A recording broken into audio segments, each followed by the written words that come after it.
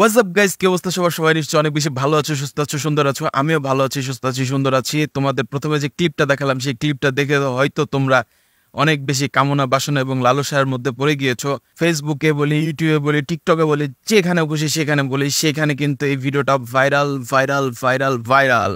বিষয়টা আসলে কি হয়েছে সেটা কিন্তু আসলে আমরা কেউ জানি না। আমরা এক একজন এক একভাবে মন্তব্য করছি, খারাপ মন্তব্যটা আমরা বেশি করছি।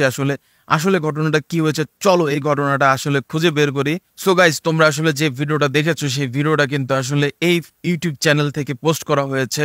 এই ইউটিউব চ্যানেলটা হচ্ছে একজন ইন্দোনেশিয়ান কন্টেন্ট ক্রিয়েটরের চ্যানেল। ওনার হচ্ছে 1.69 মিলিয়ন সাবস্ক্রাইবার এবং ওনার প্রায় পর্যন্ত 1.9K ভিডিও শেয়ার করেছে। রহস্য টাইপের ভিডিওগুলো উনি আসলে বেসিক্যালি আপলোড করে থাকে। তো এই ভিডিওগুলো আমি দেখলাম, আসলে অনেক ভিডিও আমি টেনে টেনে দেখেছি। চলো সেই ভিডিওটা কি, সেই ভিডিওটা একটু দেখি। Maya, diapain Maya?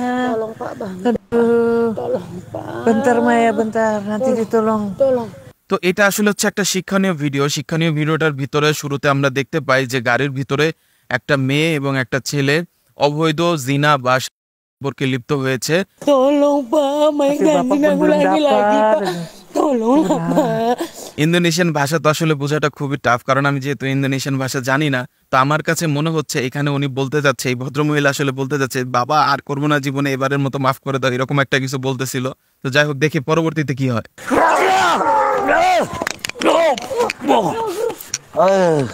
মানে জিনিসটা আমার কাছে মনে হচ্ছে যে অনেক বেশি ফানি করে ফেলতেছে।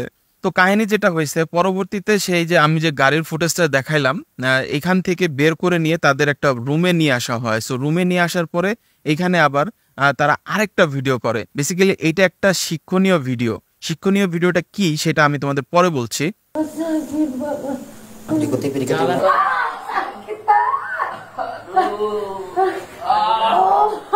তো এখানে যেটা মনে হচ্ছে যে একজন মন্ত্র পড়তেছে আর ওদের আসলে অনেক বেশি কষ্ট হচ্ছে, এরকম কিছু বোঝাচ্ছে। এইটা একটা শর্ট ফিল্ম বানানো হয়েছে বা এমন ভাবে তৈরি করা হয়েছে যেন দেখে রিয়েলিস্টিক মনে হয়। বেসিক্যালি ইন্দোনেশিয়াতে বেশিরভাগ মানুষই পরকীয়ায় আসক্ত হয় এবং জিনা বলি, শারীরিক সম্পর্ক বলি, পরকীয়া বলি, হোয়াট এভার ইট ইজ বলি, সেই সব জিনিসের প্রতি বেশি আসক্ত হয়ে পড়ে এবং এন্ড অফ দ্য টাইমে হসপিটালে নিয়ে যায়।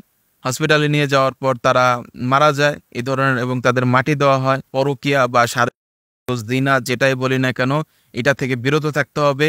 এই ধরনের কিছু করলে সৃষ্টিকর্তার গজব চলে আসতে পারে। তো এই জন্য খারাপ কাজ থেকে আপনারা সবাই বিরত থাকুন। ভালো থাকুন, সুস্থ থাকুন, সুন্দর থাকুন।